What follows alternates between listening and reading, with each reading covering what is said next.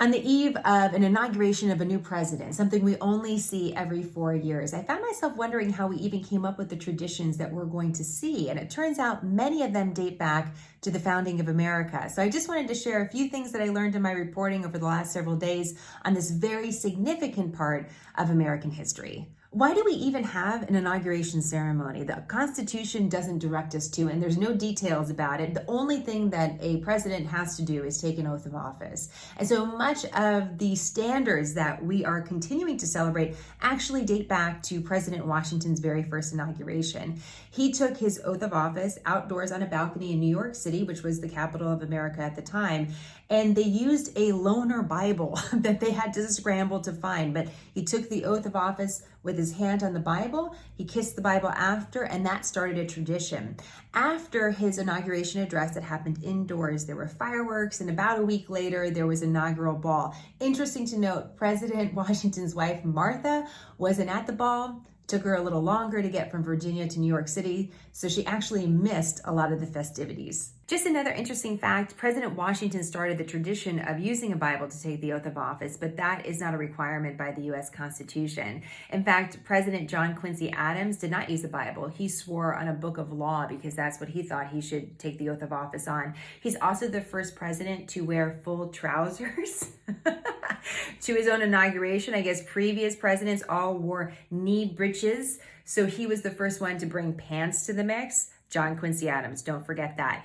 Also, President Theodore Roosevelt had to take the oath of office rather suddenly after the assassination of President McKinley. And there wasn't a Bible nearby, so according to reports, he just raised his hand and took the oath of office.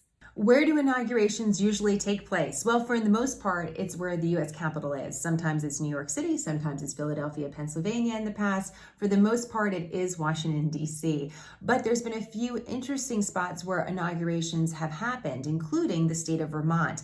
President Coolidge took the oath of office at his father's house in Vermont after the sudden death of President Harding. And then we also had an inauguration in Dallas, Texas, aboard Air Force One. President Johnson took the oath of office there after the assassination of President Kennedy. And it's a very well-known image that I'm sure you will recognize, but there's another part of American history captured in this shot that you may not know. If you look to the bottom of the photo, you see a woman, Judge Sarah Hughes, who administered the oath of office to President Johnson. She was the very first female judge to administer an oath of office to a president of the United States. Why do inaugurations take place outside? It's the middle of winter in Washington, D.C. Where did that tradition come from? Well, apparently it came from a fight between lawmakers. Shocker, but true story. It was President Monroe in 1817 who wanted to hold his inauguration in a temporary House chamber, but there was a feud over what chairs to use. So it turns out that President Monroe decided to have an inauguration outdoors. They built a platform. He's the first president to take the oath of office and deliver an inaugural address outdoors at the U.S. Capitol. And that tradition has continued until this day, although it looks a little different depending on the president. Many presidents chose the eastern part of the Capitol to hold their inauguration, but it was President Reagan in 1981 who chose the western part of the Capitol. And you will know this part of the Capitol because it's what we've seen from inaugurations in recent history. It has that beautiful view of the Washington Monument. And apparently the reason for making this choice to move the inauguration to the western part of the Capitol had to do with the availability for a larger crowd and also a more beautiful picture in the time of television.